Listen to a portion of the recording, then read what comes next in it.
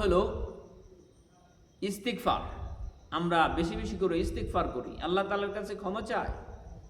আল্লাহ তাআলার কাছে ক্ষমা চাই। আল্লাহ তাআলা অনেক জায়গায় কথাগুলো বলেছেন। তার ভিতরে সূরা নূহের ভিতরে আল্লাহ তাআলা বলতেছেন ইস্তিগফার যদি আমরা করি তাহলে আমাদের জীবনে বরকত আসবে, আমাদের জীবনে সফলতা অর্জন হবে। 3 নাম্বার যে কাজ করব জীবনে বরকতের জন্য, ভাগ্য ভালো কিছু করার জন্য, আমাদের জীবনটা সুন্দর করার লক্ষ্যে আমরা 3 নম্বরে যে কাজটা করব সেটা হলো বেশি করে শুকর আদায় করব।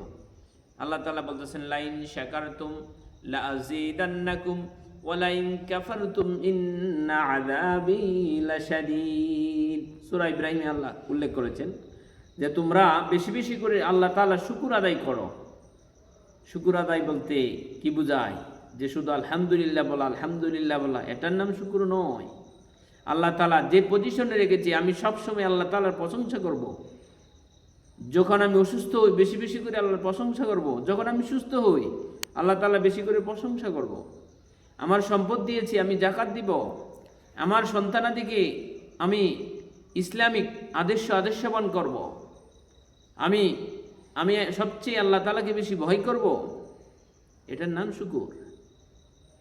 শুধু আলহামদুলিল্লাহ বললেই হবে না, প্রতিটা ক্ষেত্রে যে কাজটা যেভাবে করা দরকার সেটা সেভাবে করা, এটার নাম শুকর। আমরা বরকত হাসিলের জন্য বেশি বেশি করে দান করা। আল্লাহ তাআলা সূরা বাকারার ভিতরে উল্লেখ করেছেন যে যদি দান করা হয় আল্লাহ তাআলা দানের দ্বারা সম্পদ পবিত্র করে দেন, সম্পদ বৃদ্ধি করে দেন। আমরা যদি যাকাত দিই, যাকাতের দ্বারা আমাদের সম্পদটা পবিত্র হয়ে যাবে, আমাদের সম্পদ আল্লাহ তাআলা বৃদ্ধি করে দিবেন। এই জন্য আমরা যদি বরকত হাসিল করতে চাই তাহলে আমাদের 4 নাম্বার যে কাজটা সেটা হলো আমাদের বেশি করে দান করতে হবে। অনেক ইতিহাস আছে, ঈসা আলাইহিস সালামের জামানায় যে একটা দোপা ছিল, মানুষে অতিষ্ঠ হয়ে ঈসা আলাইহিস সালামের কাছে বিচার দিয়েছে, নালিশ দিয়েছিল। তখন ঈসা আলাইহিস সালাম আল্লাহ তাআলার কাছে বলছিলেন যে আল্লাহ, এই দুপা, এই যে মানুষটা তুমি তাকে মৃত্যু দান করো। ঈসা আলাইহিস সালাম যখন দোয়া করছে, একজন পয়গাম্বর, তার দোয়া কবুল হয়ে গেছে। কিন্তু যে বলছিল যে আজকে মৃত্যুবরণ করবে কিন্তু মরেনি, কারণ হলো এই ব্যক্তি একটা রুটি দান করছিল, এই তার সাথে যে রুটি ছিল এই রুটিগুলা দান করে দিয়েছিল। এই জন্য আল্লাহ তাআলা এই দানের উসিলা তাকে মৃত্যুর হাত থেকে বাঁচিয়ে দিয়েছিলেন। এরকম বহু ঘটনা রয়েছে। এজন্য আমরা বেশি বেশি করে দান সৎকা করি। নাম্বার আমল হলো একসাথে খাবার খাওয়া। আমাদের পরিবারে একসাথে খাবার, এটা তো নাই। এই সুন্নাহটা আজকে বিদায়ের পথে।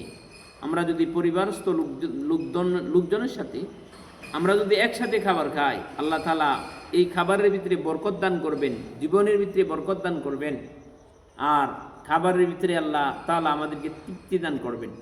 এই জন্য আমরা যদি একসাথে খাবার খাই, একই প্লেটে এক জায়গায় বসে, তাহলে মায়া মহাব্বত সৃষ্টি হবে, ভালোবাসা তৈরি হবে। এই পৃথিবীতে, আমাদের দেশে সহ পৃথিবীতে কত ঘটনা ঘটতেছে। স্বামী স্ত্রীকে মেরে ফেলতেছে, স্ত্রী স্বামীকে মেরে ফেলতেছে, স্বামী স্ত্রীকে জবাই করে দিচ্ছে, সন্তানাদি পিতামাতার কাছে নিরাপদ নয়, সন্তানাদের কাছে পিতামাতা নিরাপদ নয়।